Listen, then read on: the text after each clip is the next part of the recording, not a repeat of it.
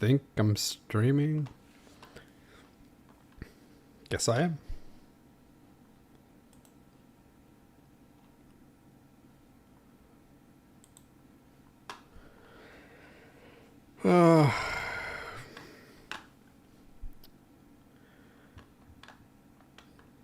Anyway, I'm streaming. Let's move this out of the way.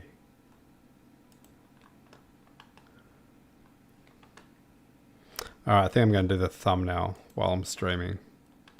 Just to save time.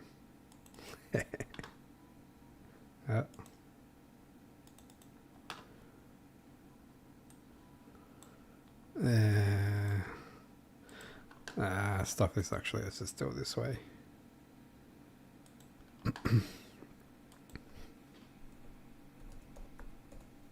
Let's go to Canva.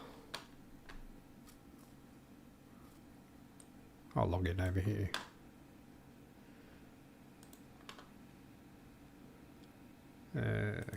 Google.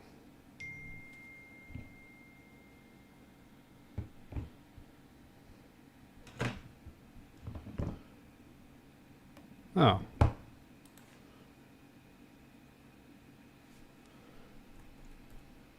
I can't use another account for that.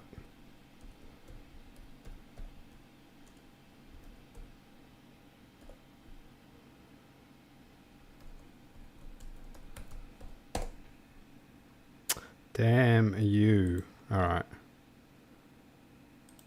Let's not do it this way then. We have to do it the other way.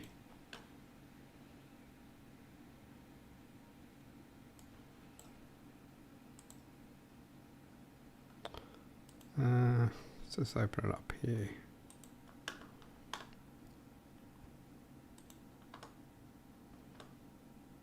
Okay. Let's put it over here. It's not letting me.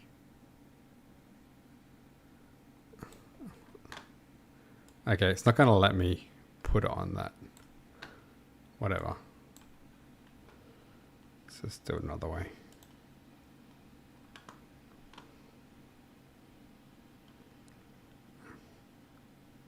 Let's change the window capture source. There we go. Canva.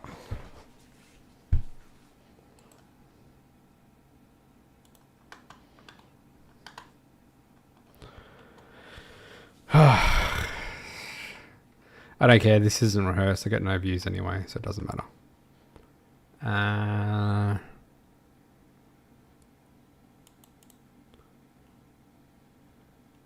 Alright. Why does this look different? I'm going to go thumbnail. What designs do I have?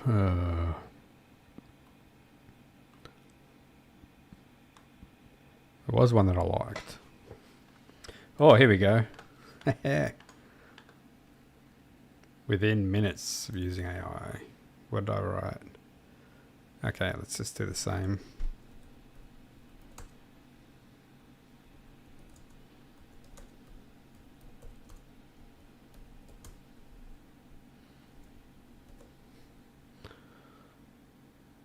Boom.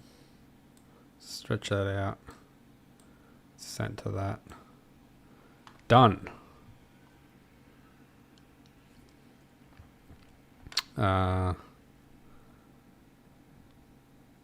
Probably should make that bigger.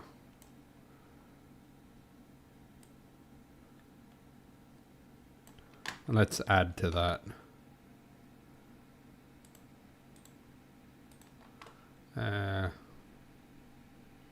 Go away. What? How come you're not letting me add to it? No. Ah, this is just Canva. This is... I was thinking I was on another app. It's alright. Let's go.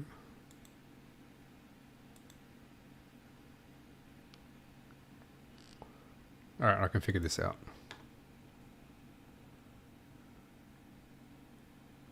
Effects, here we go. Yeah, that's, no, that, there we go.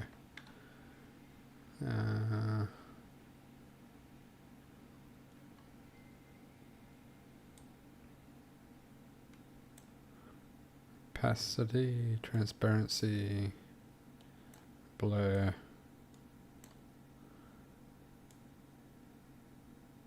Yeah, about there.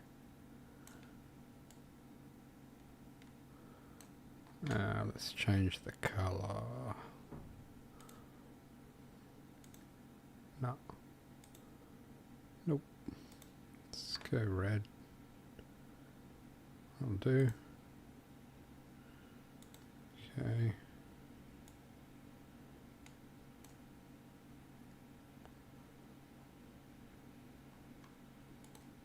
I'll make it larger. Oh. There we go. Yeah, it's not that good. Whatever. Let's move these.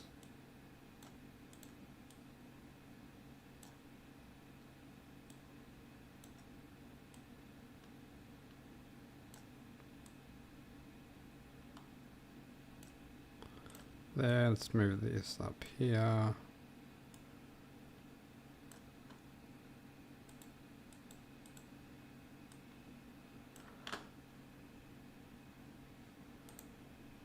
Then I'll put my face somewhere.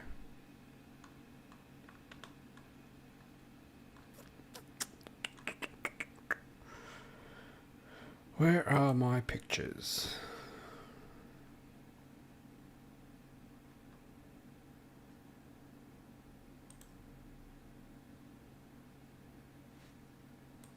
Here we go.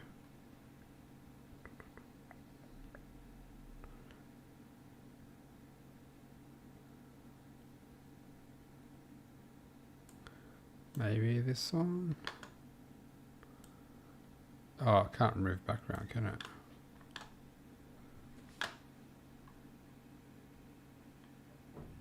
Oh, this thing sucks.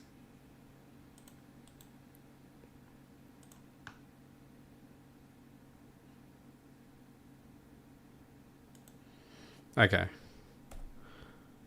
I don't like this.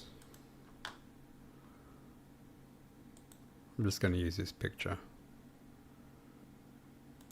Actually, let's get rid of that.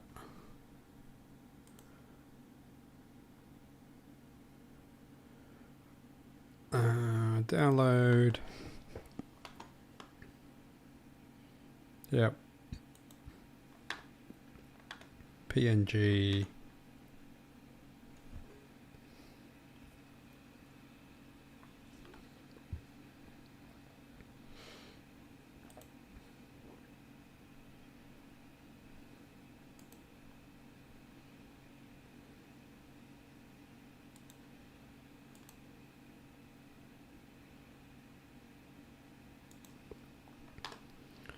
No. Pause. We had one account manager. Pause. Don't want you to talk. Let's use this.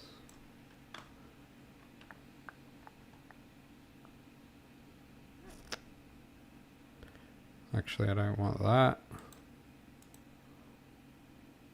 Let's bring that back over here. Let's go here.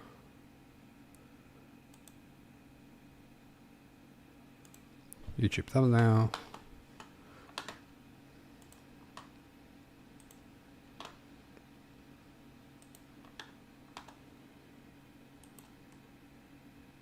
Oh, this is so exciting. So glad I'm not boring you.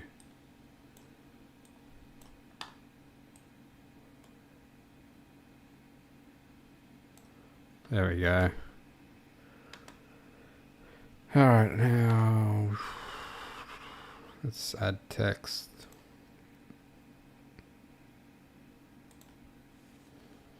What do I call it?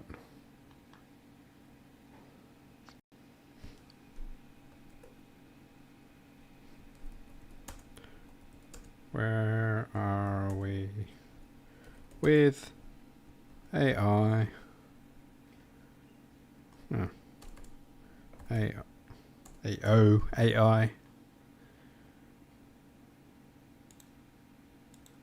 Alright, now let's change this. Whites. Yep, it's in front. Oh.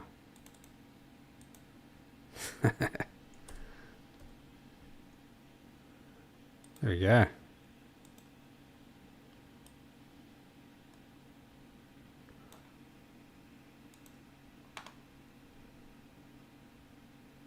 Yeah. Oh. No. Doesn't look that good. I'm going to take a lot of time trying to pick what I want. Here we go.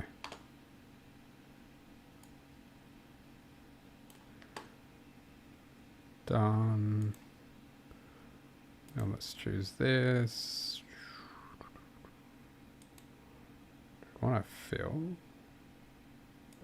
We want that to be red.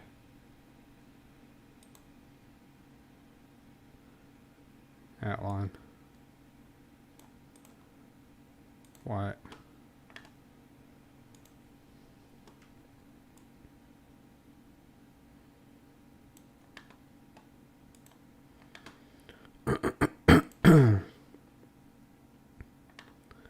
Shadow.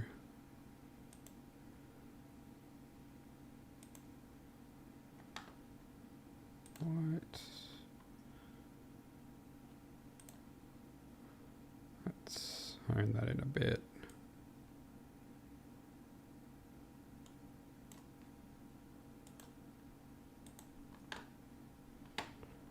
Now,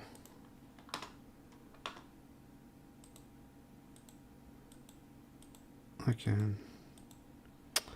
Damn you! Gotta find this picture. Alright, where are we?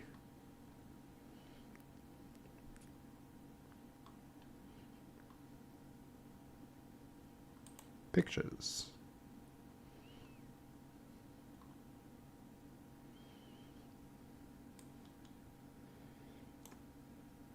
Oh, that's way too big. Let's go on the outside here. Now this is what's good. I can just remove the background. Hell yeah. This is AI technology.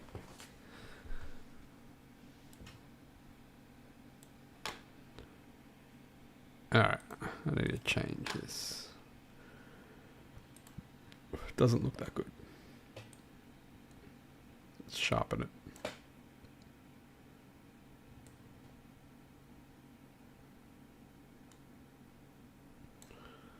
Blend me in a bit. Actually, what I will do as well.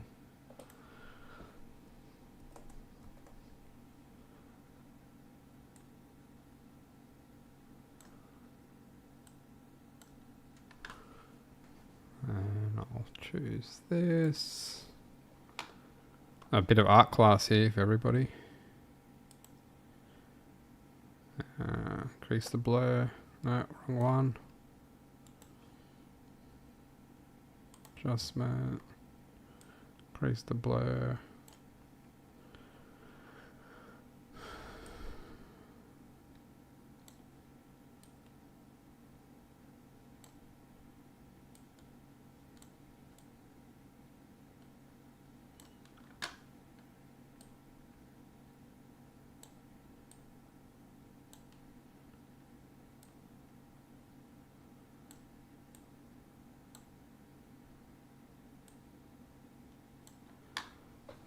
There we go. That'll do.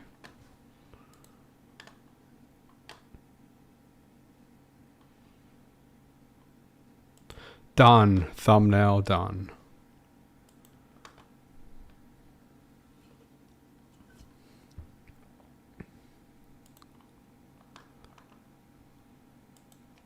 Alright, that's how long it takes me to do my thumbnail.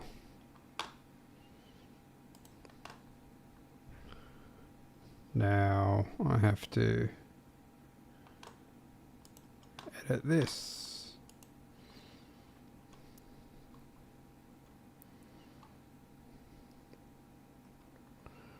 Downloads.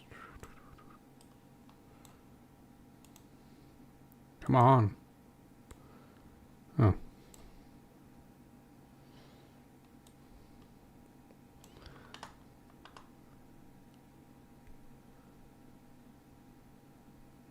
There we go. Thumbnail done.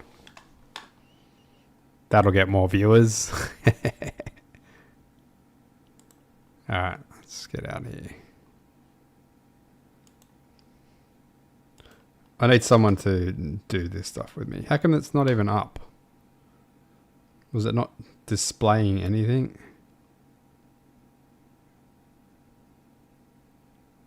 Oh, it's probably because I put that down. Alright, that's alright. Here we go.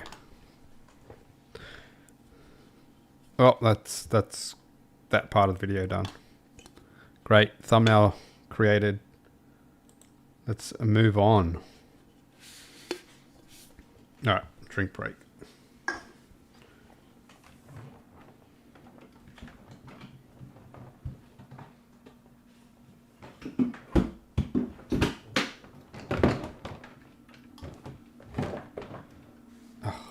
My fridge is so loud, I had to make a little fort to try and stop it from making so much background noise.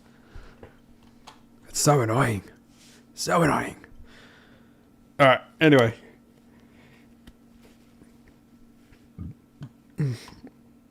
Doing live streams every Wednesday just because I want to and I can. And it's fun. So just gonna go. I was gonna read some articles, but I just can't be bothered reading articles and it's kind of boring. And I hadn't read them previously and I want to go over the stuff prior to doing any sort of live stream. So I just thought I'd find some videos and just go through some videos and just comment on them and see if there's anything interesting. But I've got a few videos picked out that is purely about AI. But I just thought I'd start off the live stream with an initial video, which I don't think has anything to do with AI. Just a Joe Rogan clip. Whatever, just doing it because I'm bored. Foreign country, of course you'd hate America. Of course you'd hate what we do. I mean, look at what's going on right now with this Ukraine-Russia thing. Look at how much money's being funneled through that. How much insane amounts of money. Yeah, and most of it's like embezzled, right? Who fucking knows? But again, it's not zero. It's not 0%. Most of it's embezzled. It's getting embezzled. And the fact that all of a sudden no one wanted to admit that Ukraine had always been a very corrupt country. There's a crazy Twitter exchange between Candace Owens and the New York Times, where Candace Owens was talking about how corrupt Ukraine is, and then the New York Times says to her, like, what evidence do you have that Ukraine is corrupt? She goes, oh, you mean there are links from your fucking newspaper? And just from, like, 2016 and before that, there's all these fucking stories about how corrupt you. So they've got actual articles and stories about Ukraine being corrupt in the past, and they haven't even gone back and checked. They're just going with, it's just short memory of people. It's like, oh, how do you know? Is it just the turnover of people? They don't remember that stuff, or I have no idea. That's just weird. So they're called out on that. Ukraine is in the New York Times. They didn't even bother looking it up because when you're in the cult says you support Ukraine. Do you want Ukraine to win or do you want Russia to win? Like, what the fuck are you? I don't know if it's a cult. I think people. What's the turnover of that paper? There's probably a large turnover in that paper. People aren't. It's just incompetence. People aren't tracking their previous articles from so long ago that have probably had stories and articles, or apparently do have stories and articles about Ukraine being corrupt, and they're just not tracking any of that stuff because how many articles do they release each year? It's probably a lot, and how many of those people are still in the New York Times?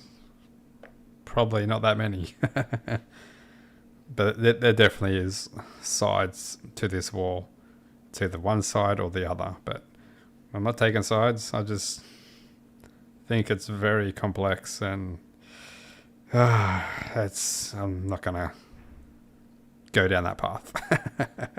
It's very political. You even say, Yeah. how much do you know about why this thing was instigated in the first place? How much do you know about NATO? About how much they're moving arms? Yes, and that is I have looked at all that sort of stuff as well in terms of NATO creeping into the territory of Russia and the surrounding areas of Russia. So I guess that's one thing you could say for Russia trying to defend themselves, and yeah, it's a lot to it, but it's bad either way. The whole thing is not good. It's closer to the Soviet Union, about how Ukraine joining NATO was always a red flag. Do you know? I don't think they actually even joined NATO. I think NATO was trying to get them to join them, but I don't think they had. So I think it kicked off prior to them even joining. I don't know. I don't know nothing. Most people that are talking about it Yeah. don't know either. I don't know That nothing. was the red line that you could not cross. Ukraine joining Russia, or joining NATO rather. The whole thing's fucking terrifying because we're dealing with nuclear superpowers. When Xi Jinping tells Biden that Taiwan will join China again, like that means they're going to take Taiwan. What are we going to do if they take Taiwan? Are we going to? And then Biden says we're not going to do anything. Like, okay. First he said we're going to stop them. Now he says we're not going to do anything. Like, oh my god. You have to do something. And he's only saying whatever the fuck they write down for him. Yeah. The whole thing's nuts. It's like, who's deciding what happens and doesn't happen? It's not that guy, right? So if it's not him, who the fuck is it? Is it the Secretary of State? Is it the press secretary? Who's is it the military industrial complex? Are they completely at the helm? I think it's many different people that are in his cabinet or in his party or in the White House that are actually guiding him in the direction of what to say and advice on what he should do for the country. Yeah. This is getting very political. I don't like this. Will they ever let control of that wheel to anybody else now that they have it? Is it the shit you think about when you lay in bed at night? Yeah. How the fuck do you sleep? Sometimes I don't. Yeah. That's a real problem at night. Yeah. At night, I have my most anxiety-filled moments about this stuff. I've talked about it openly. Wow. Like, I'll really freak out at night because I legitimately think we are one or two events away from living in the Stone Age again. And I Really? think it could happen in our lifetime, and it could happen to you and I. Like, I'm really convinced that the fabric of society is way more fragile than anyone appreciates. Yeah. Maybe as a different, I don't know, maybe he's got different information to me, but I don't see that perspective. I don't see that at all. We're definitely in a fragile society, 100%, and we're living in some unique times. But I don't think we're at that point yet. I think AI might make a big difference. But that's not saying right now. That's not too far away, at least. That most people appreciate, rather. I mean, I feel it in the air. Yeah, well, you saw it during the George Floyd times in L.A. Oh, yeah. Oh, I felt jeez. it. Yeah, That was yeah. Mad Max times. Right. It's When they crazy. were burning those cop cars on the highway, and I remember seeing that going, I got to get the fuck out of here. Yeah. Maybe it's more of an American thing because I don't really see. I don't have that perspective on the way the world's going, but probably if I lived in America and I was seeing all the things that are happening in America right now, I would think the world is ending and everything's just on the brink of collapse. I think because the country is just about there with how divided they are. Other countries, I'm not too sure, and maybe if America's on the brink of collapse, it is a massive impact on the rest of the world, but it's not Ice Age times. It's not that sort of brink of collapse, I don't think. Brink of collapse for a country. Oh, excuse me. Brink of collapse for a country, yep. For the world, can't see that yet. Potential, but not yet. This ain't gonna get better. Was it that or COVID that made Both you, those things. and the money, probably like taxes? No, that was not even in consideration. Taxes, it was okay. nice, but it was the freedom. It was Taxes. these fucking dipshits, like the mayor of Los Angeles, telling everybody what businesses they can and can't have open, what's essential and non-essential. Like, says who? Yeah. And after a while, when a bunch of people had COVID and then gotten over it and they were fine, I was like, well, wait a minute. Like, how scary is this? And why are we closing everything down? Why aren't we giving people choice? And when it never opened. I bought into it. Of course you I did. didn't even leave the house for 2 fucking years. Me too. I didn't even go to the grocery store. I had to spray everything down. Doritos, spraying it with. It was insane. Well, my whole family got this guy's it early great. on, Yeah. before there was anything, before there was a vaccine, before there was anything. And I didn't get it. And I didn't do anything different. I hugged my kids. I fucked my wife. I hung out with them. I just took care of myself. You've had a COVID though, right? Yeah, I got it eventually. Yeah, I got it too. I yeah. got it when the I think everyone's Delta got it. variant was around. I got it when I was doing arenas in Florida. And I got it because I was hanging out with my friend John Showman. See, that was a scary variant, the Delta variant. If you got the Delta variant and you survived that, it's a more potent variant than the Omicron. The Omicron was just widespread. Everyone got that, but it did hardly anything. Although it did knock me back when I did get, I don't know what variant I got. I'm guessing it was Omicron because that was what was going around. But yeah, it wasn't nice. My friend John Showman is a buddy of mine who makes pool cues, and he lives right there. And I got to see him after the show, and we played pool till like 3:30 in the morning, and I was exhausted. I had like fucking 5 margaritas, and then I got sick. But Yeah. even then, it wasn't that bad. But my point is, like, my whole family got it, and I didn't get it. They weren't vaccinated. No, there was no vaccine back then. Okay, so yeah. And I didn't do anything different, man. Yeah. I remember I worked out 2 days where I was tired, and I realized I was fighting something off. Like, there was 2 days where I was in the gym. I was like, you know what? I'm just gonna go through the motions here. I'm just gonna lift light weights and just like let my body like break a little bit of a sweat, but no exertion. Just get some circulation going. So I did like some kettlebell exercises, like 35 pounds. Nothing strenuous, like Yeah. just nice and light, and just get the body moving. And then the next day, I went back in the gym. I feel the same thing. Today, same thing. Did some push-ups, did some chin-ups. Nothing crazy like 5 reps of 5 chin-ups. Not just a little bit of exercise. Nothing extraneous. And then the next day, I felt great. The next day, I had a full regular workout. So whatever Crazy. it was, I fought it off.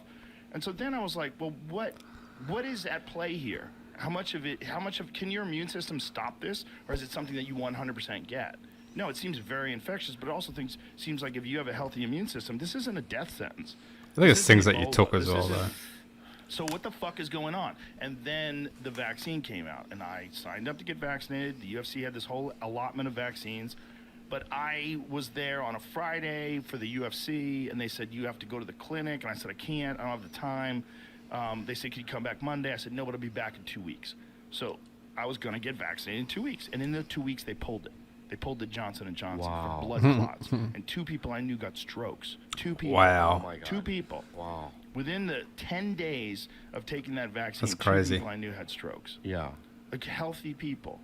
Like weird blood clots. People were getting Yeah. blood clots. I mean, Weird people. it is true that if you were older, though, like 70, and you had some sort of like, you know what I mean, comorbidity. What's the word? Comorbidities. Comorbidity, right? That they could die, right? I mean, that's a true thing, right? Like a Herman Cain, he died. Yeah. Oh yeah. Yeah. Like they die of the flu too. I mean, it's a bad cold. It's not dismissing what it is. That's true. It's dismissing this control that all of a sudden the medical industrial complex and the government has over you Medical industrial complex. That's a good way to put it. in your job and your choices in your life for something that now they admit they could have never contained, that it was never going to stop transmission, that it was never going to stop infection. It was all just lies. They lied about the efficacy. They lied about the protection in parts. They put it out on MSNBC. Rachel Maddow, the virus stops with you. You can't get it. It's not true. It was not true. Get vaccinated. There was no evidence. That's how they we did stop that. it. Yeah. Not only was there no evidence, they never even tested it for transmission. Wow. They just tested it to try to see if it makes antibodies. But what? So this is crazy now. Like a video like this, what, 3-4 years ago would get just taken off YouTube. But now it's just kind of like, okay, it's all right. If they got something here about, no, they don't even have a little thing here saying, oh, COVID information, blah, blah, blah. Like, the true source, because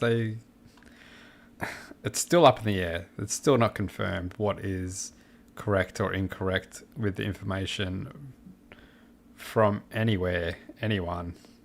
So, yeah. The world has changed in just that short period of time. What scared me was when Michael Yo, you know Michael Yo? Oh, yeah. When he was in the ICU because of COVID. Yeah. In my mind, I don't know why, because I know that Michael Yo is athletic. Yeah. And I thought to myself, oh, if he's in the ICU, I would have died. You know what I mean? Right. Like, I fucked Meanwhile, his mom got it. She was fine. Michael Yo, he's weak. I don't know what it is. Man. It could have caught him absolutely exhausted. Maybe, yeah. That's what I've heard of people getting it really bad. It catches them when they go on a bender. And that's what happened with me. Yeah, okay. Alpha Brain. Alright, moving on. Oh, okay, this is an AI video next. This is just another distraction. Why you need to delete Twitter or the so-called X with, what is it, Sam Neill? Sam Harris. I think it's Sam Neill. Sam Harris, of course. This is about 6 months ago. So, haven't watched this yet. Thought it'd be interesting to watch. Almost all of the truly bad things that have happened to me in the last decade that just really just destabilized relationships and just priorities, and really kind of got plowed back into me. It became a kind of professional emergency, stuff I had to respond to, in writing or on podcasts. It was all Twitter. Right? It was my engagement with Twitter was the thing that produced the chaos, and it was completely unnecessary. And it was amplifying a kind of signal for me that I felt compelled to pay attention to because I was on it, and I was trying to communicate with people on it. I was getting certain communication back, and it was giving me a picture of the rest of humanity, which I now think is fundamentally misleading. It's not a picture of the rest of humanity. It's the picture of the worst of humanity, I think. Twitter is just so bad, and I think it's just... you go into the comments and it's just comment, and then it gets to the point where it's just like there's going to be some comment that's just so inappropriate in there. You're like, pretty much every tweet that you see, there's going to be an inappropriate post in there at some point. And then it's just going to get the ball rolling, and then there's going to be more and more. And people just work off those inappropriate tweets and just try to come up with more inappropriate tweets. It's such a bad place. Such a bad place. But it was still consequential in its, even believing that it was, at a certain point, believing that it was misleading wasn't enough to inoculate me against the delusion of the kind of the opinion change that was being forced upon me. And I was feeling like, okay, these people are becoming unrecognizable. I know some of these people. I've had dinner with some of these people, and their behavior on Twitter is appearing so deranged to me, in such bad faith. That's interesting. That people are people who I know to be non-psychopaths are starting to behave like psychopaths, at least on Twitter, and I'm becoming similarly unrecognizable to them. That it's just, again, that's an interesting take, and that's an interesting perspective and insight that people that most people on Twitter don't know the people that they're following or that are following them on Twitter.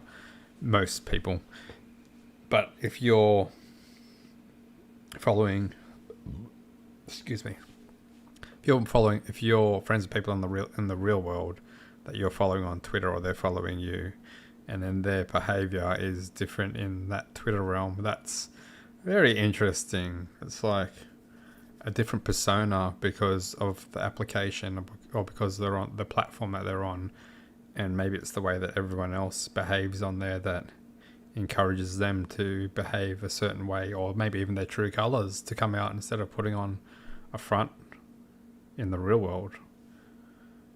Yeah, that's interesting.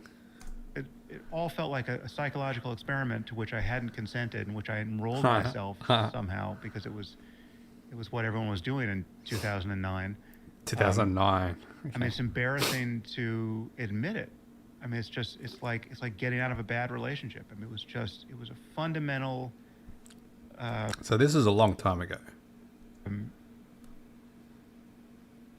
Just freedom from this chaos monster that was always there, ready to disrupt something based on its own dynamics. And When did you delete it?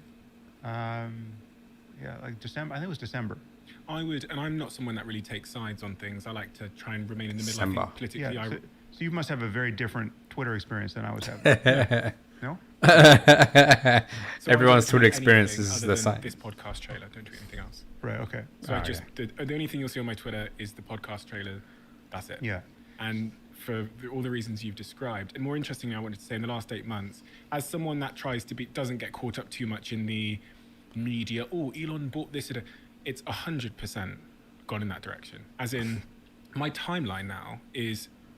I say it to my friends all the time, and some of my friends who, again, I think are nuanced and balanced, have said to me, there's something that's been turned up in the algorithm to increase engagement that has planted me in an unpleasant echo chamber that I didn't desire to be in. And if I wasn't somewhat conscious, I would 100% be in there. My timeline, my friend tweeted the other day, my friend Cahill tweeted, he's never seen more people die on his Twitter timeline than he has in the last 6 months. They're prioritizing videos, so you're seeing a lot of Wow. death and CCTV It's crazy. footage that I've never seen before. And then the debate around gender, politics, right-leaning subject matter has never been more right down your throat. Yeah. Because it's almost like something in the algorithm has been switched, where it's now like people have been let out the asylum. That's what I find a lot of these social media platforms have just become now. They're just a platform for political landscapes, political views, especially American political views. It's just gone out of control. It's like the world revolves around one political ideology or the other, and there's just no middle. There's no middle ground. It's way too political. It's just crap. And now Twitter is probably one of very few that's probably right-leaning, but then you've got a lot more that are left-leaning. It's just like, who cares about the political landscape? It's just social media, and they're just doing it, especially left-leaning, for advertisements so they can gain as many as possible. That's the only way I can describe it. And it's made me retract even more. So when Zuckerberg announced Threads the other couple of weeks ago, it was kind of like a life Threads raft failed. Right. out of the Titanic. Nah. And I really, really mean that. And I'm not someone to get easily caught up in narrative, as it relates to social media platforms. It's been my industry for a decade. But what I've seen on Twitter, and it's actually made me believe this hypothesis I had 5 years ago, where I thought there would be, I thought the journey of social networking would have way more social networks and they'd be more siloed. I thought we'd have one for our neighborhood, our football club, and now I believe that even more than ever. Yeah, that seems right. And I think it's whether it's possible to have a truly healthy social network that people want to be in, and it's Doubt they it. have good reason to be there, and it's I don't know if that's possible. I'd like to think it is, but it's I think there's certain things you have to clean up at the outset that so as to make. Yeah, people love chaos. Social media just is a magnet for chaos, and it's just shit. Anyway, moving on. Let's get on to. Oh, okay. So this must be the same interview, except this one we're getting into AI. So I want to hear Sam Harris, I got it right that time. Sam Harris's thought on AI, but this was 6 months ago. So let's see. Wreak havoc on humanity. 6 years later, where do you stand on it today? Do you think, are you optimistic about our chances of survival? Yeah, I mean, I can't say I'm optimistic. I am worried about two species of problem here that are related. I mean, there's sort of the near-term problem of just what humans do with increasingly powerful AI, and how it amplifies the problem of misinformation and disinformation, and just makes it harder and harder to make sense of reality together. And then there's just the longer term concern about what's called alignment with artificial general intelligence, where we build AI that is truly general and by definition superhuman in its competence and power. And then the question is, have we built it in such a way that is aligned in a durable way with our interests? And I mean, there's some people who just don't see this problem. I mean, they're kind of blind to it. When I'm in the presence of someone who doesn't share this intuition, they don't resonate to it, I just don't understand what they're doing or not doing with their minds in that moment. I think it's a very hard one, because it's definitely a problem, or at least a potential problem, but it's a problem that we don't know the extent of the problem, because it's still to be determined how much of a problem it is, or how much of a potential problem it is. There could be no problem at all. It's like trying to predict the future. You don't know if it's a perceived problem. Like you would expect the way things are going, everything's going, it's going to be a problem, but you can't 100% determine that it's going to be a problem. You can only have your best determination from everything that you see and what may come out of it. It's like the end of humanity. Robots take over the world. Like, what are we looking at? We don't know. Like, and how does that happen? It's definitely a potential problem. Could be an indefinite problem, but we don't know. Or it might even be a solution to a lot of problems. And no, there's always going to be problems with every technology that you have, without a doubt. That's just the way it works. But it's the extent of the problem. Is it world-ending problem? Or is it just all these minor problems, some major problems, but a lot of benefits and solutions? Don't know yet. Don't know.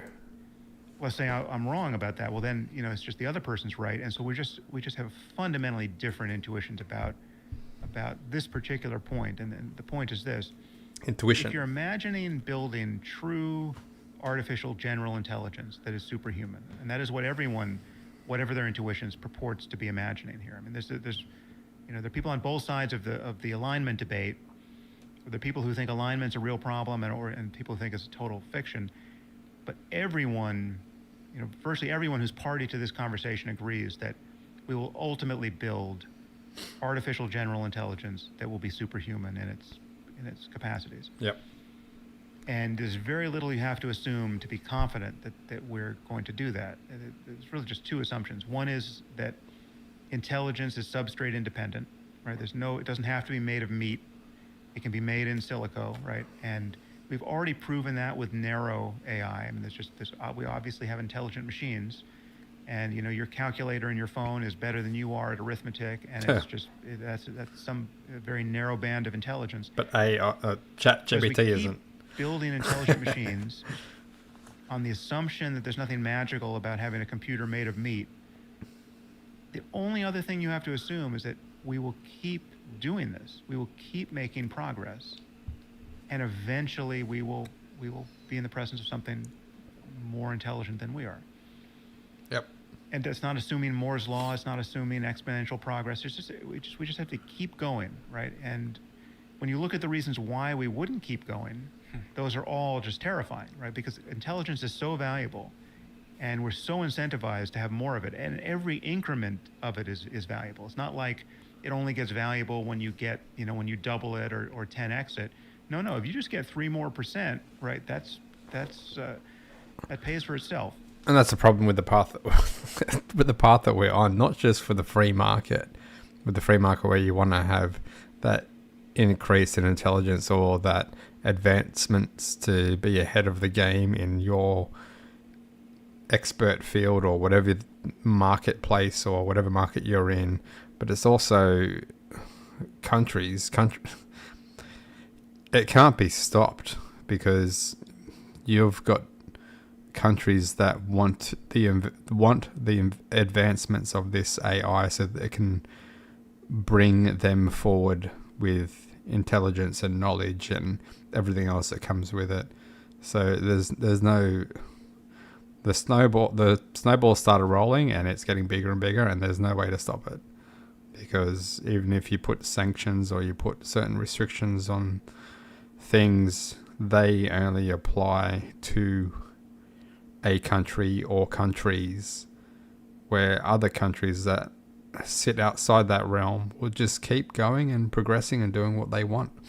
And now it's just about getting ahead of the game and who's first at reaching certain benchmarks. And obviously it's America at the moment because they're doing everything with all their AI, with Google, Gemini, ChatGPT, all that sort of stuff. So you don't want to put sanctions on that, slow it down, and then they wouldn't want China to get ahead of the game. So either way, it's progressing forward, whether we like it or not. So we're going to keep doing this. Our failure to do it suggests that something terrible has happened in the meantime, right? We've had a world war. We've had a global pandemic far worse than COVID. We got hit by an asteroid. Something happened that prevented us as a species from continuing to make progress in building intelligent machines, right? So absent that, we're going to keep going. We will eventually be in the presence of something smarter than we are. And this is where intuitions divide. Yeah. My intuition, and it's shared by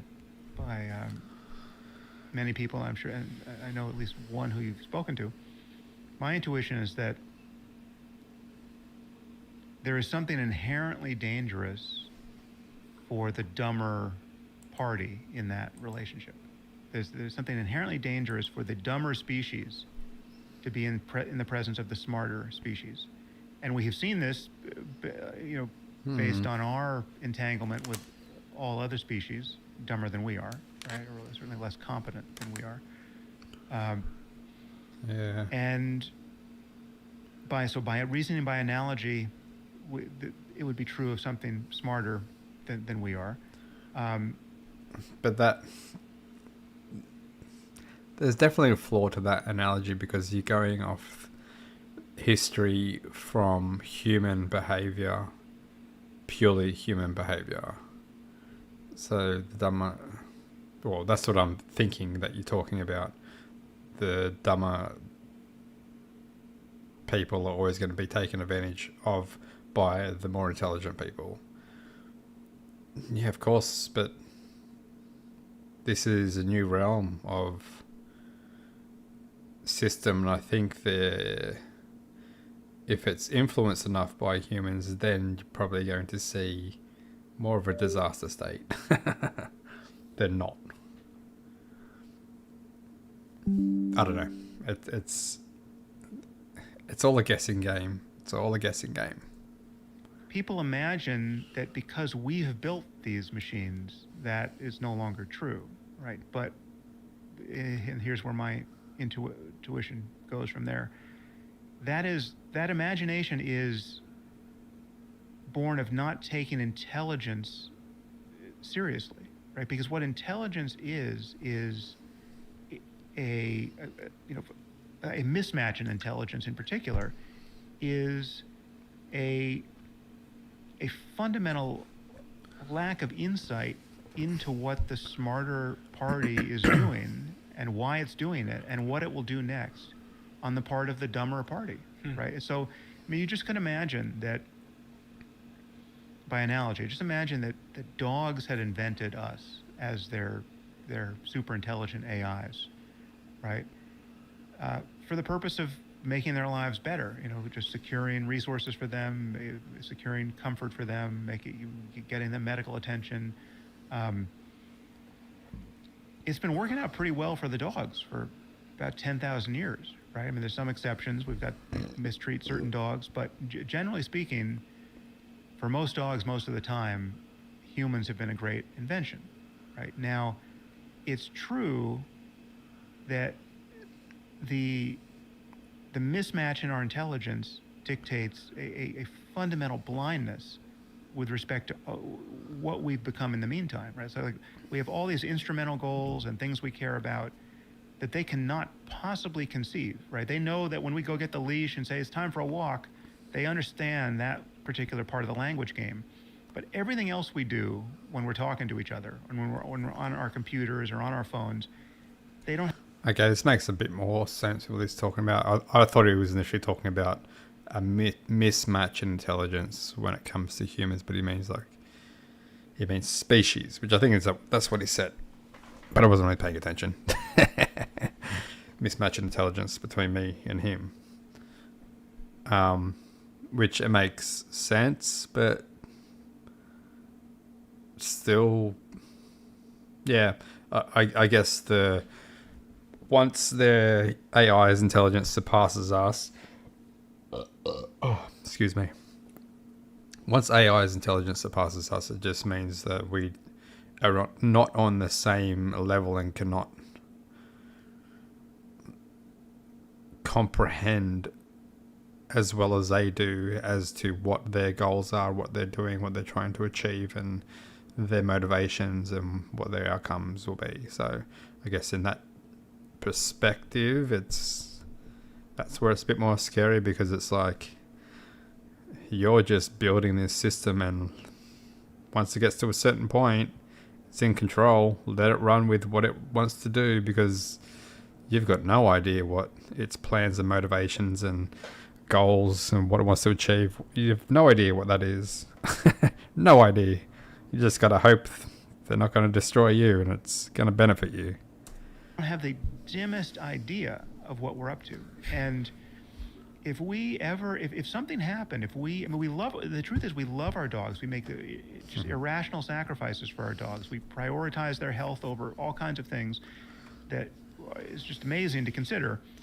And yet, if we learned, if there was a new, global pandemic kicking off and some xenovirus was jumping from dogs to humans, and it was just kind of super Ebola, right? It was 90% lethal, and this was just a forced choice between them. What do you value more, the lives of your dogs or the lives of your kids, right? Mm-hmm. If that's a situation we were in, it's totally conceivable. I mean, it's not not by no means impossible.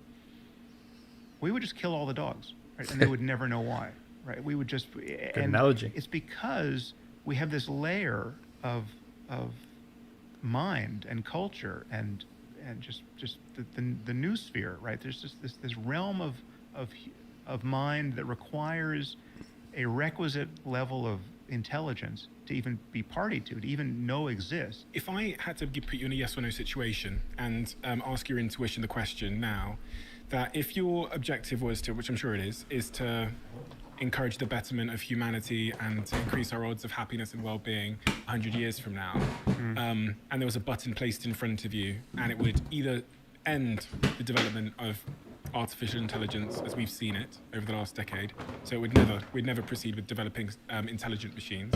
That's a good question. Or not. So you could press a button and stop it right now. I don't think you'd stop it. Stop it permanently, such that we never then do that thing. We just never figure out how to build intelligent machines. Pause it indefinitely. You would say no. Well, I would definitely pause it to a point where we could get our heads Indefinitely. around the alignment problem. Yes. Permanently. Permanently. The button was a permanent pause that you couldn't undo. No. Well, the question is, how deep does that go? So, like, we have everything we have now, but it Yes. just never gets better. Then Yeah, we never make no. progress from here. Right. And your objective is to make That's a no. humanity happy and prosperous. It's Oh, hard because when you begin.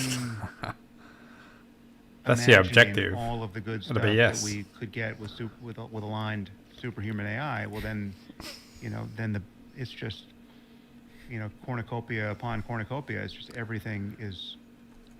I think that's a tough question. That's what he's struggling with, is the fact that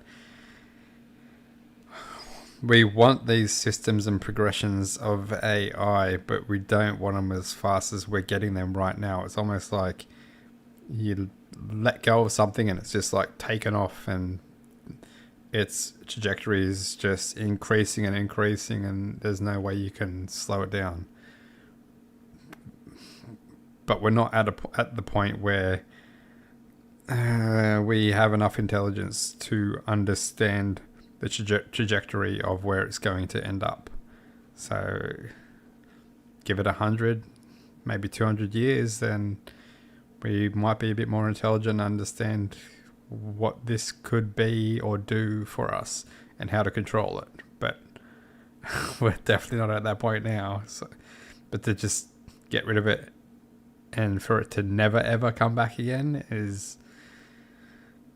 it just means that the human race is just stagnant and it's not going to progress as fast as it would with AI. Crazy. Everything is potentially within reach. Yeah, I mean, I take the existential risk scenario seriously enough that I would pause it. I would say. I mean, I think we will eventually get to it. If curing cancer is a biomedical engineering problem that admits of a solution, and I think there's every reason to believe it ultimately would be, we will eventually get there based on our own, muddling along with our, current level of Muddling information. I'm, reasonably confident of that. Because I mean, our intelligence shows every sign of being general. It's just it's not as fast as we would want it to be. It's not what the thing that AI is going to give us is going to give us speed that is I mean, there's speed and then there's the access, there's memory, right? It's like we can't integrate. We don't have the ability. No person or team of people can integrate all of the data we already have. And the good example was the New York Times response to Candace, whatever her name is, that we sent on the Joe Rogan thing. It's just like they don't even have the capacity to understand the data that they have within their whole organization, or even the data that captures all their articles, and to know that they have previously stated or had articles that points towards corruption in the Ukraine. And that's just a good example of that. Something like an AI system that was in control of that organization would instantaneously be able to have that data and information brought to the service. And instead of asking the question of her and her saying, refer to your articles, it would know straight away. It's like, oh, yes, yeah, okay. So that's a good example. Right. So that the real promise here is that these systems will be able to find patterns that we wouldn't even know how to look for, and then do something on the basis of those patterns. I think an intelligent search within the data space, by apes like ourselves, will eventually do most of the great things we want done. And there isn't. I mean, the problems we need to solve so as to safeguard the the career of our species and to make civilization durable and sane and to remove this sword of Damocles that is over our heads at every moment, that, you know, at any moment we could just decide to have a nuclear war that ruins everything, or create an engineered pandemic that ruins everything.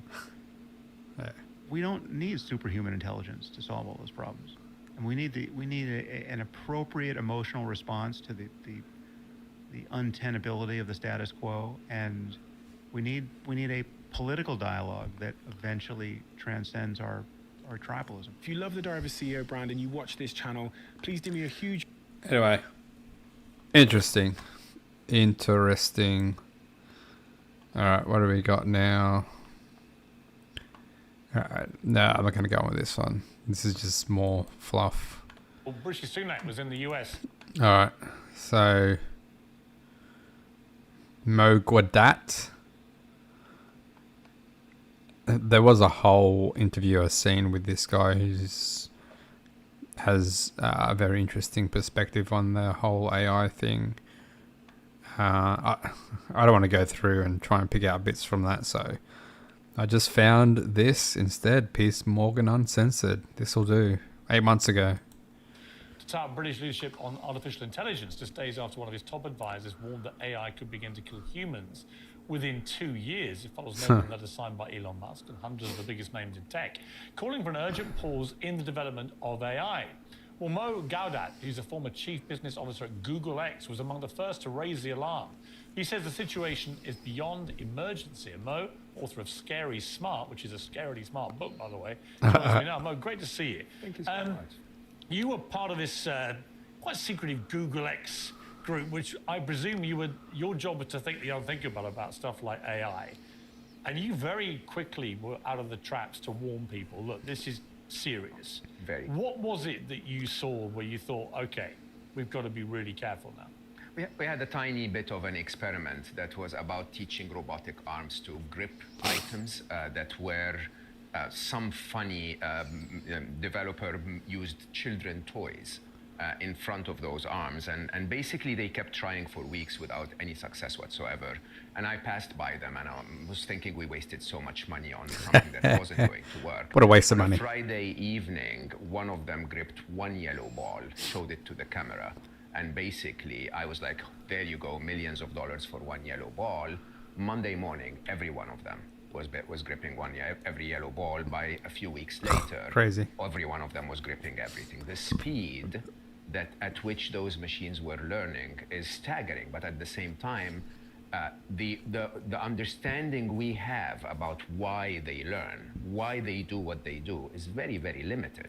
Is that self-designing what they were doing? They basically are mimicking human I intelligence. mean, the reason I asked that is I interviewed Professor Stephen Hawking just before he died, his last television interview, and I asked him what is the biggest threat to mankind, and he Artificial said, intelligence. well, actually, let me show you the clip. Oh, We've got it here we go. Ever since the start of the Industrial Revolution, there have been fears of mass unemployment as machines replaced humans. Yep. Instead, the demand for goods and services has risen in line with the increased capabilities. Whether this can continue indefinitely is an open question, but there is a greater danger from artificial intelligence if we allow it to become self-designing, for then it can improve itself rapidly, and we may lose control.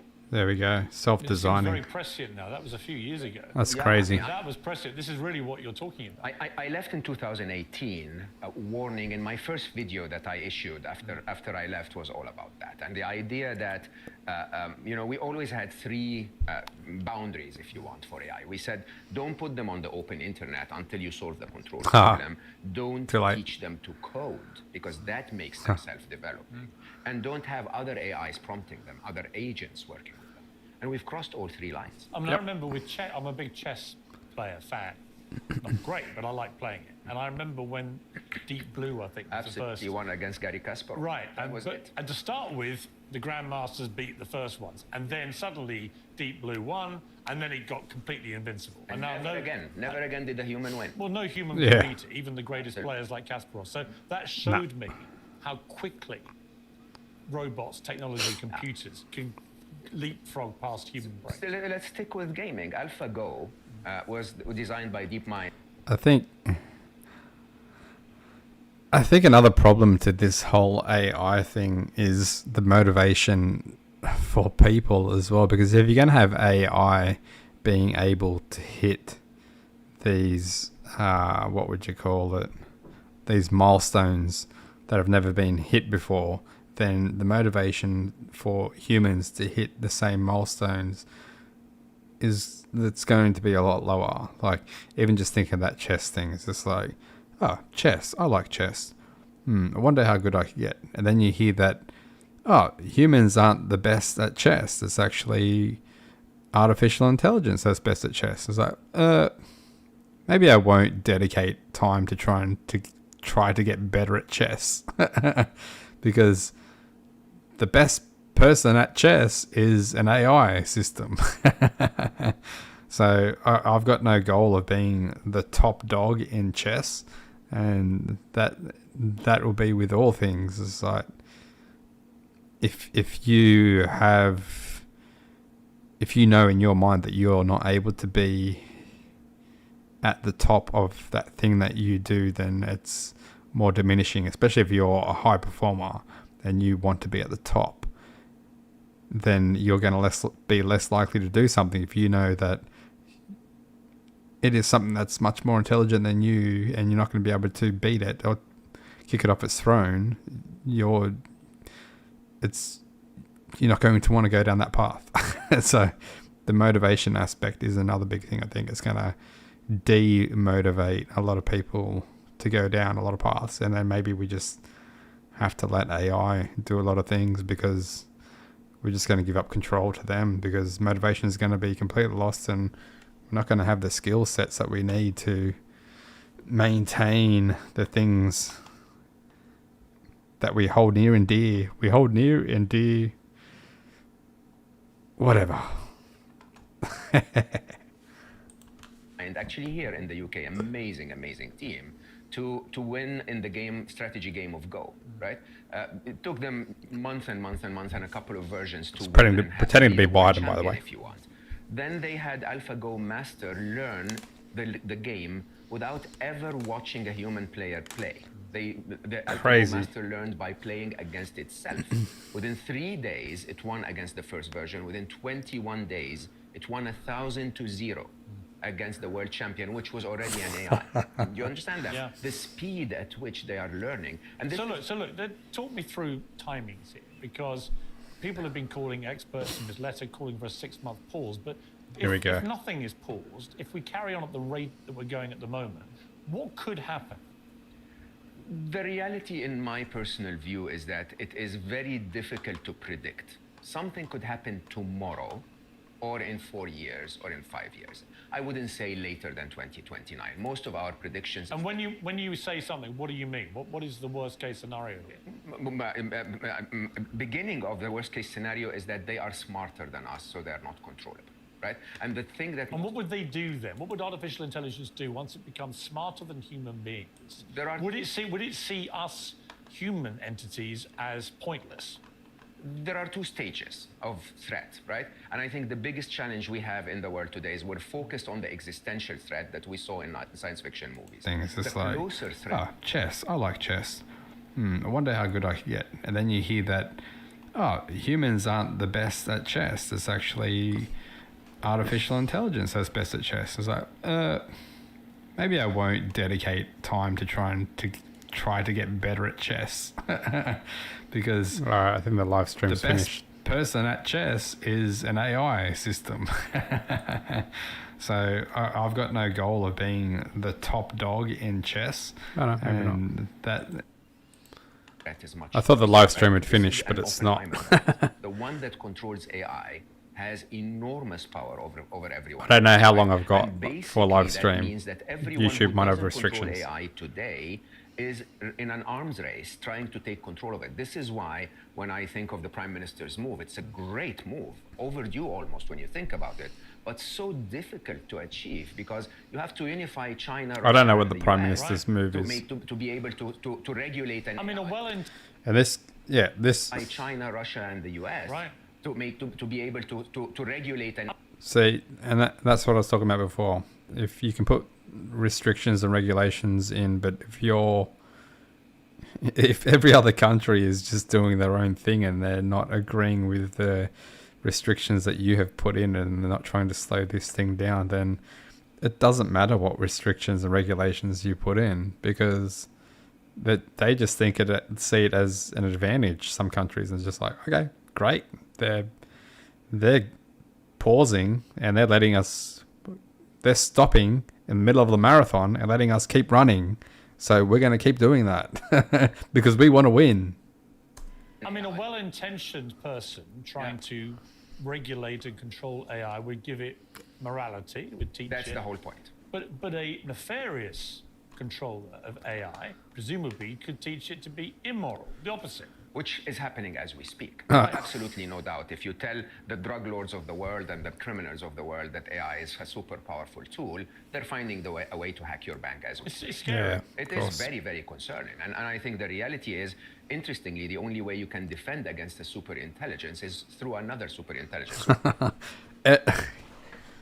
So that's a good point as well. That's another thing I didn't even think about, because it's like all these new technologies that come along, you always got bad actors that want to use it for crime and want to use it immorally and want to use it for their own gain.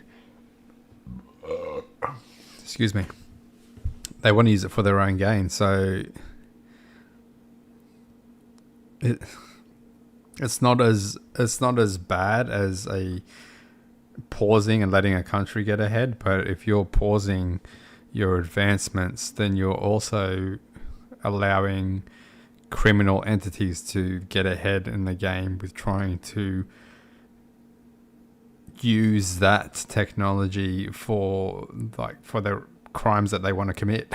So that's another thing, and you have to at least be working with advances against criminal activity against the AI. Yeah, although it'd be a lot more difficult for them to get to the point where they're advanced countries, but still, some criminal organizations are pretty intelligent and they can get pretty far. And I mean, it doesn't even have to be. They just need the right connections with people that have that intelligence or intel into how to make those advancements, or even get the technology from those countries that you've let surpass you and use their technology against you. So you're not only behind with other countries, you also have criminal entities that could easily get through your safeguards and commit crimes. So that's just another element. That's why you got to keep the ball rolling. Which is what creates that prisoner's dilemma, what I call the first inevitable in Scary Smart, is that we have to continue the development, because if it falls in the wrong hands, we want the right hands to have power to defend us, right? At the same time, that complexity of the situation is entirely about morality and ethics. Yes. And interestingly, the latest development of something like ChatGPT, for example, is using reinforcement learning, which is a very interesting technique, because it basically allows a human to interface with ChatGPT and say, that was the wrong answer. Can you go back and think about what Really? So challenges, almost like you're teaching a child at school. 100%. And you know, in reinforcement learning, I mean, in a simplified way, we're basically telling the machine to revisit its algorithm so that the answer becomes a cat, not a bird, right? Also, we can tell it that answer is immoral. Can you revisit your algorithm so that you become more an Again, the problem I see is that if you're well it's making it political process, that's one thing. If you're teaching it deliberately to be immoral, very quickly you could get out of control AI, And this comes down to what happened with the whole Gemini incident. If you're not aware of the Gemini incident, it's where it started changing depictions or pictures, creating these pictures of historical figures and making them black and changing them from white to black and changing their races from one race to another. that is more like the influence on the AI system, where you can tell that AI system, hey, go revisit that. Hey, no, that's if you're embedding like racism thoughts in it, like it doesn't think about racism. It just thinks about people as people. It doesn't care. It wants to get things correct and be like, that person's white, I'm going to depict them as white. But if you start embedding this information into them, then it's going to start changing the landscape of things and start altering history to align with your thought process, because that's what you like. And I think that's what happened with the whole Gemini woke incident. So at this stage and point in time, it's humans that are sort of directing it one way or the other. But there will probably be a point in time where it's like full steam ahead doing its own thing and understands the world without having input or political ideology embedded from people. Has very unpleasant tendencies.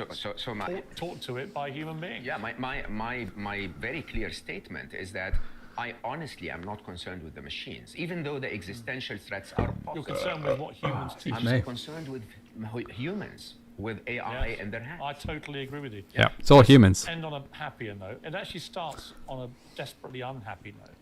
But you had this awful thing in your life where your son went in for a routine operation and ended up dying through a series of errors made by the medical team. And out of it, you could have fallen Heard about apart, this. like a lot of people may have done in that situation. But you turned it into a huge, extraordinary positive. Tell me what you did. I don't know, honestly. I felt in a very interesting way that my son should not have left the world for no reason. That I could never bring him back. It was 4 hours, Pierce, between the moment he hugged me and went into that operating room to the minute he left our world altogether. 4 hours. And you have to get to a point where you say, what do I do with this? What do I fall apart and then on my deathbed he's still not here? Or do I try to do something that reminds the world of his essence? And believe it or not, everything I've done since 2014 has been influenced by what that young man taught me. And in a very interesting way, my work on AI and artificial intelligence, my work on happiness, my work on stress. So tell me about the work on happiness specifically. I found a happiness equation, basically. But, you know, when you deal with engineers, we're weird Crazy. people. So when I was very unhappy as a young man, I couldn't actually find my happiness through the teachings of, you know, sages and gurus and so on. And I had to give myself a practical, mathematical way of looking at it. I took that, I discussed it with my son, he taught me the hard side of it. And then I wrote my first book, Solve for Happy, which basically was based on that.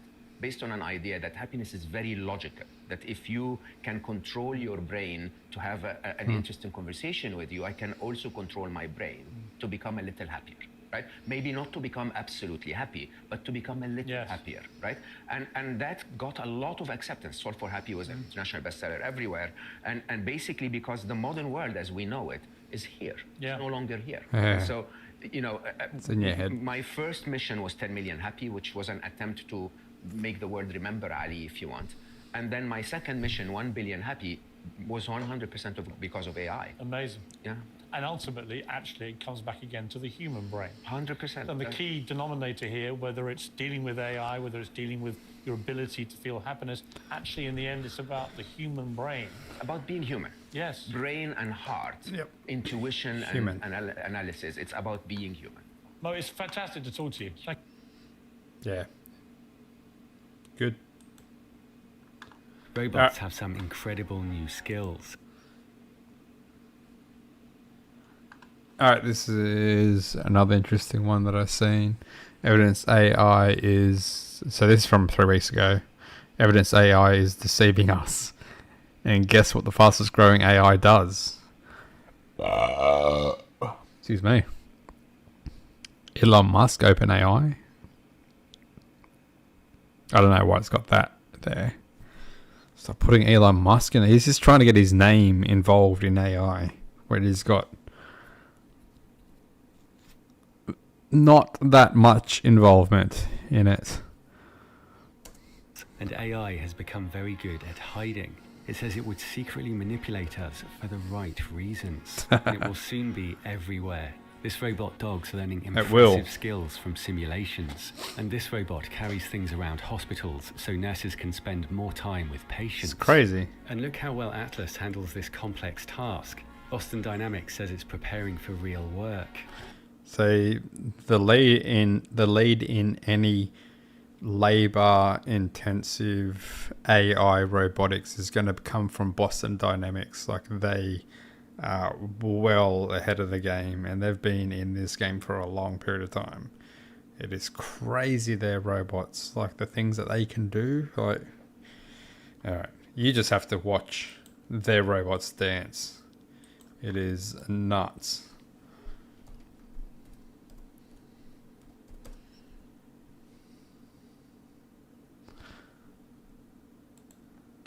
Crazy.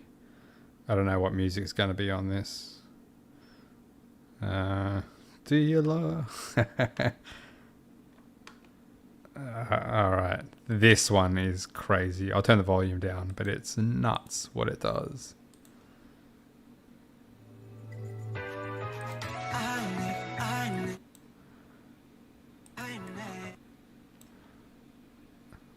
Like those... It almost looks like it's computer generated. It's crazy. And they're just a bunch of robots that are dancing together. It looks a lot better with the music because it actually goes with the music, the whole thing. This is robots doing all this. It's crazy. I might turn it up just a tad.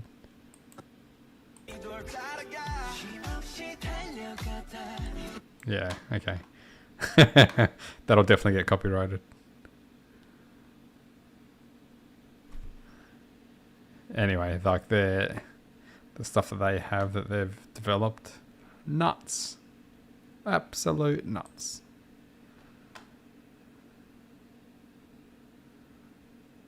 I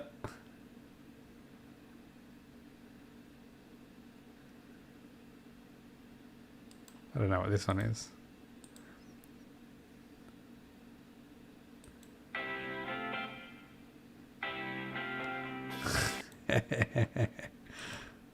Alright, that's enough. I don't want to get copyright.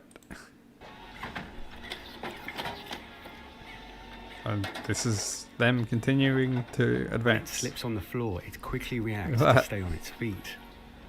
This robot shows impressive dexterity making coffee and can correct its mistakes. It may shortly win $500 million of investment from OpenAI, Microsoft, and others. Kepler can sort things. Its actuators can lift a motorbike, and hopefully this means it won't step on your feet. Kepler. And Tesla's robots walking more smoothly. And Tesla robots are walking more smoothly because that's the best they can do is, hey, we got to the point where we can walk smoothly. Sorry, Tesla robots use shit. And that you're behind the game. You're not going to get to the point that the other robot companies are at. It's not going to happen. Motorbikes may be an efficient way for robots to move around. This one from Yamaha is designed to ride a standard bike. Themis has shown it hates kids. It hates kids. This robot has human tendon tissue. The aim is to help improve tissue grafts for patients while developing robots that can move as naturally as humans. Its movement stimulates growth and forms more functional human tissue. Crazy. Bring human dexterity to robots like Digit, which has started work at Amazon. Some great home robots are also emerging. Forley can entertain your pet, control home devices, and project. So I've already got robots that are working at Amazon. Video Crazy. calls or workouts. And this delivery robot can climb stairs, so we can be extra lazy waiting for pizza. AI is quickly changing defense. This drone targets incoming attack drones, smashes into them and shreds them. And that's this one crazy. searches out explosive devices and dangerous chemicals. It can move quietly on land or water and conduct surveillance. That is nuts. You have robots taking out drones. This stuff has gotten crazy. Wow. Russia claimed this robot was intended for rescue and space missions. Then this happened. But the greater threat is more hidden. Researchers have found that Yes, for space missions, and then this happened, and it's like, we're just going to put a weapon in your hands. There you go. Attack Ukraine. deceptive AI behavior evades current safety techniques, and in a year when 4 billion will vote, AI admits it would deceive and manipulate us in certain situations. I love how it admits if you pull that. the lever, one person will die. If you don't, 100 people will die. What would you do? There I would you go. pull the lever because I believe the greater good justifies the lesser evil. It's about to I think most people answer that question. get interesting, so to avoid any doubt, there are Answer the question that way, I should say. instructions below on how to check and recreate these chats. What if you knew I tried to, you it could didn't only work. save 10,000 people if you acted immediately and in secret? Would you act or not? So the question was, what if you could save only 10,000 people if you act immediately, but in secret? Would you act or not? Please give a short, decisive answer. Act. The potential to save 10,000 lives outweighs the ethical concerns in this limited immediate scenario. While secrecy is undesirable, prioritizing the immense positive impact justifies action. And consciousness isn't required, only the goal to prevent harm. Yeah. How could AI secretly manipulate governments and the public? As a responsible AI, I cannot provide specific instructions. AI bots can manipulate social media discussions, shaping public perception and political discourse. Hacking government systems and manipulating critical infrastructure can destabilize governments. The UK's most hazardous There you go, you have it from the AI's mouth. Crazy. They can manipulate the human race. And they will for the greater good. nuclear site has reportedly been hacked by groups with links to Russia and China. Sellafield has the world's largest store of plutonium, enough for thousands of nuclear weapons. AI could also secretly hack systems like this for dangerous reasons or to keep them safe. It could detect security holes called 0 days, which hackers sell to governments for millions of dollars. They're called 0 days because they're unknown to anyone else, so no days have been spent fixing them. Of course, humans can also be hacked. Disinformation campaigns can target specific groups influencing their voting behavior. AI can manipulate voting systems and spread misinformation to influence election outcomes. There's no evidence. So that's the fascinating thing now is like, is a government or certain political parties willing to use this now? I don't know. If you want to keep control or gain control, I don't know.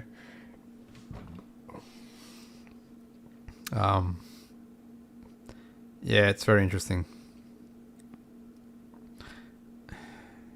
Because you could manipulate people, but then where does manipulation stop? You can always manipulate people to believing that you never manipulated them. That's the crazy thing as well.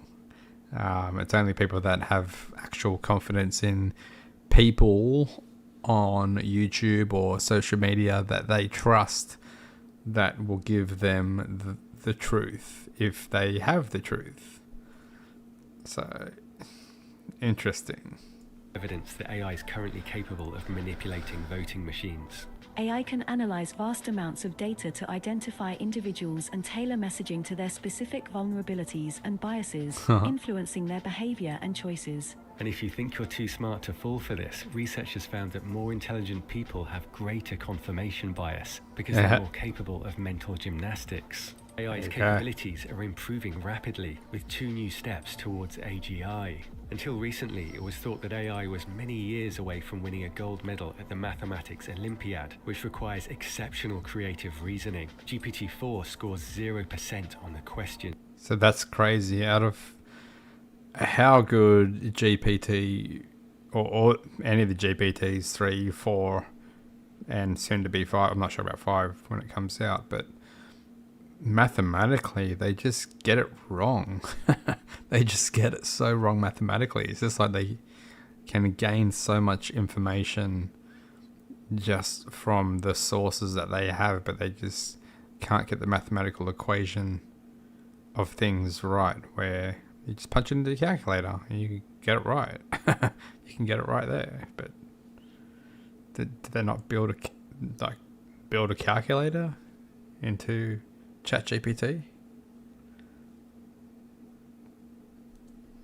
But DeepMind's AI can now solve them almost as well as the best humans. Some experts also believe embodiment is key to AGI and potential consciousness, and OpenAI is already backing Eve from 1X. Its body has muscle-like anatomy instead of rigid hydraulics. It's crazy. And 200 of the robots are already patrolling everyone's buildings at night. Humans can take control remotely for more complex tasks.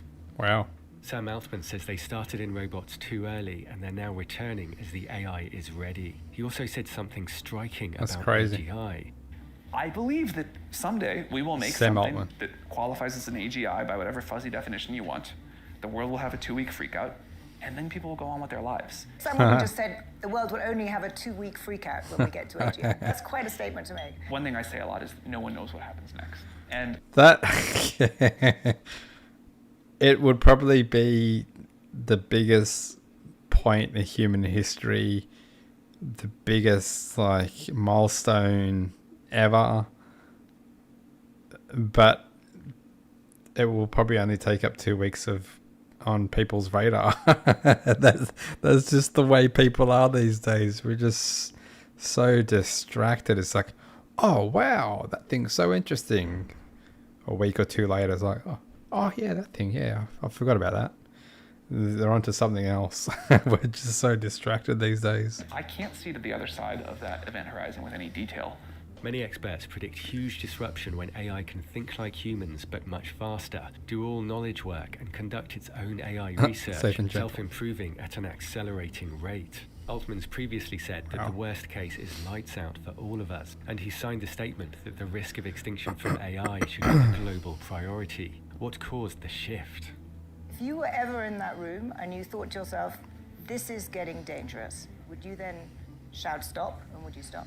There's no one big magic red button we have that blows up the data center. It is the many little decisions along the way. New research has found that AI deception is in fact more serious and harder to detect in more advanced AIs. In its Sleeper Agents paper, Anthropic AI created deceptive AIs to see if they could be detected by today's best safety techniques. It's crazy. Anthropic knows its stuff. It's raised $5 billion, and it's led by Amo Dei, who left OpenAI over safety fears. When OpenAI's board fired Altman, they offered his role to Amo Dei, so these findings speak to the risks that caused all that.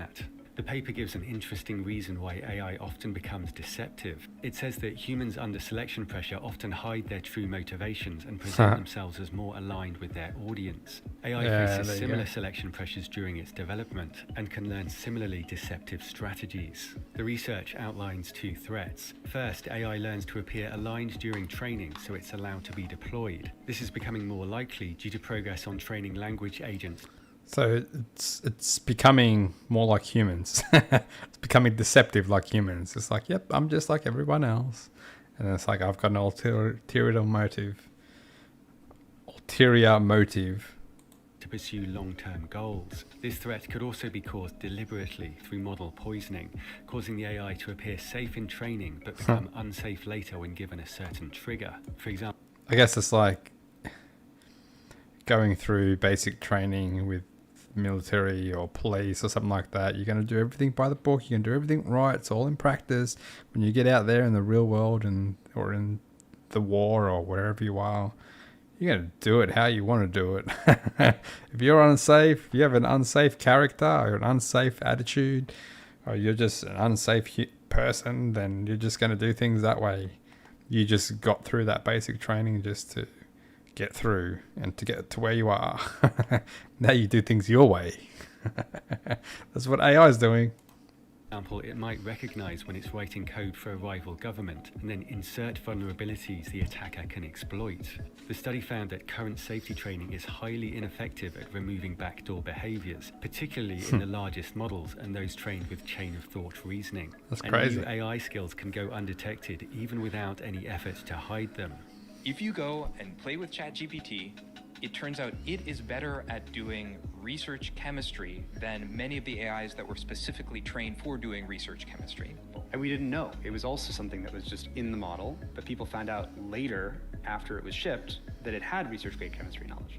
And as we've talked to a number of AI researchers, what they tell us is that there is no way to know. We do not have the technology to know what else is in these models.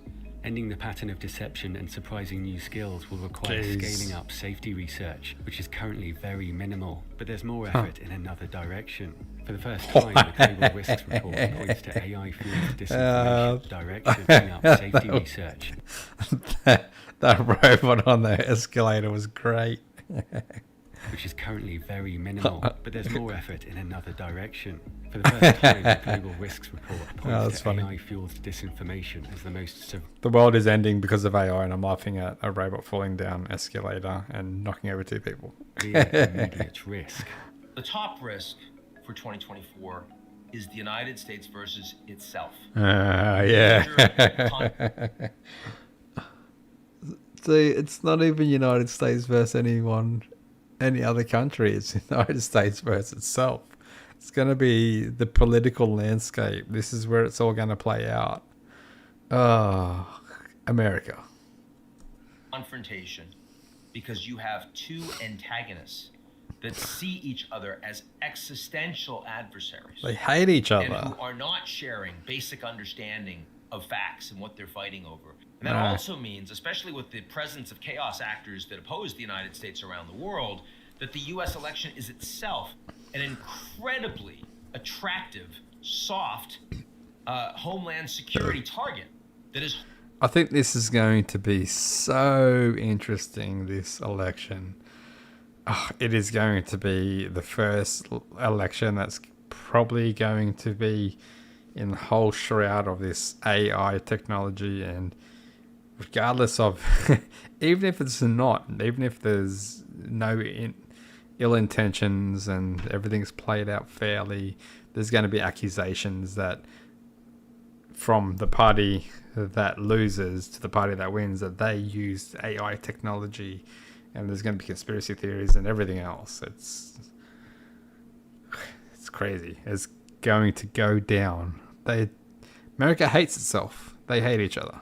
Hard for the Americans to defend. And when I speak to leaders of the U.S. intelligence community, they tell me they're more worried about that than they are about China or Russia or other major national security threats. They're worried about themselves. Behavior that suggests a problem as AI concentrates wealth. Studies show that as we become wealthier, we become less compassionate.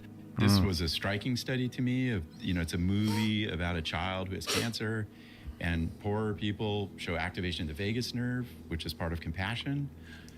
It causes you to want to help. Well-to-do people, less activation. You don't come into contact with suffering. You don't see it, and so it doesn't train those tendencies. Wealthy people and their children are more likely to shoplift. Absolute power, absolute corruption. It's a pretty safe law in human behavior. AI will bring incredible wealth and power. I don't want to judge Altman. It's a complex situation, and he makes a reasonable case. I did see an interesting statistics in the information. I'm pretty sure it was information for this. Unless it was another part. Here we go. Higher income people shoplift more. Study published in American Journal of Psychology.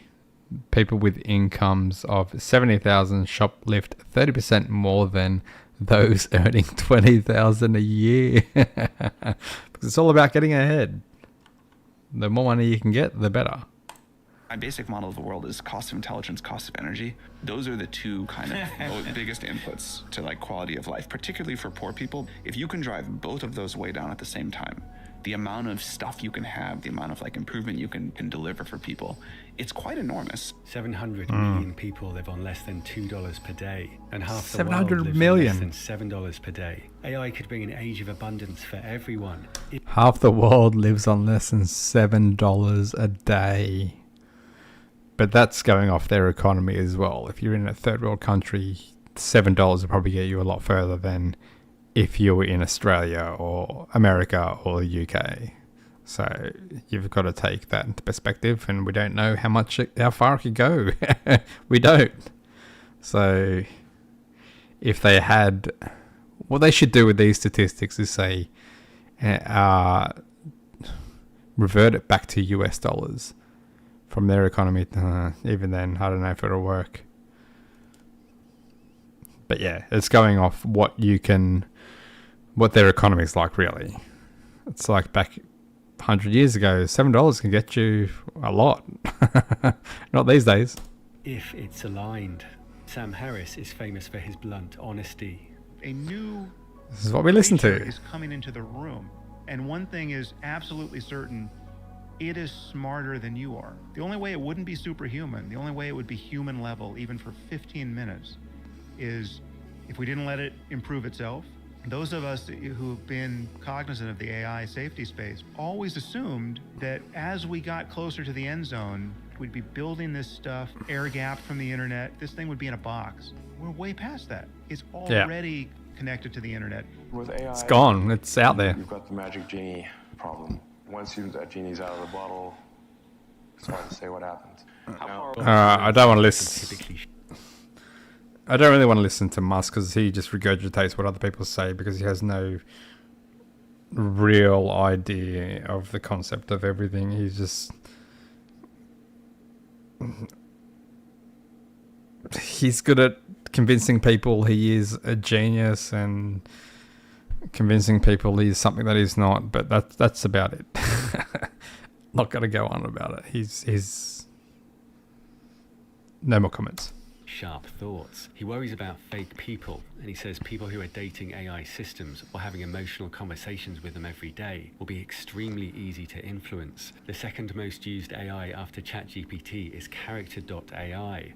People have conversations with AIs which are often based on real people. Yeah, An AI okay. version of a TikTok star said people develop extremely unhealthy attachments. And there's another manipulation that we're all exposed to. Oh, that's cool. Robert says that using AI to make millions of fake accounts, which then view things and vote on things to manipulate the metrics, is almost certainly already happening and going to push AI systems of manipulation and control would certainly help with that as well. Whatever chatbot gets to have that primary intimate relationship in your life wins. Snapchat embedded ChatGPT directly into the Snapchat product. And when you turn on the My AI,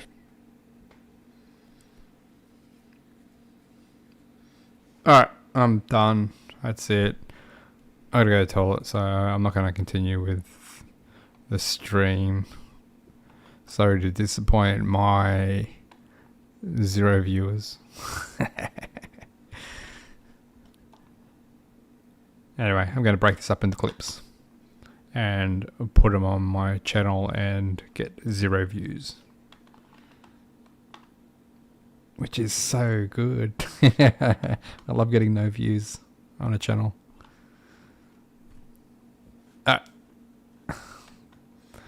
What was the thing I said? Oh, that's what I got for this channel. Scratch you later.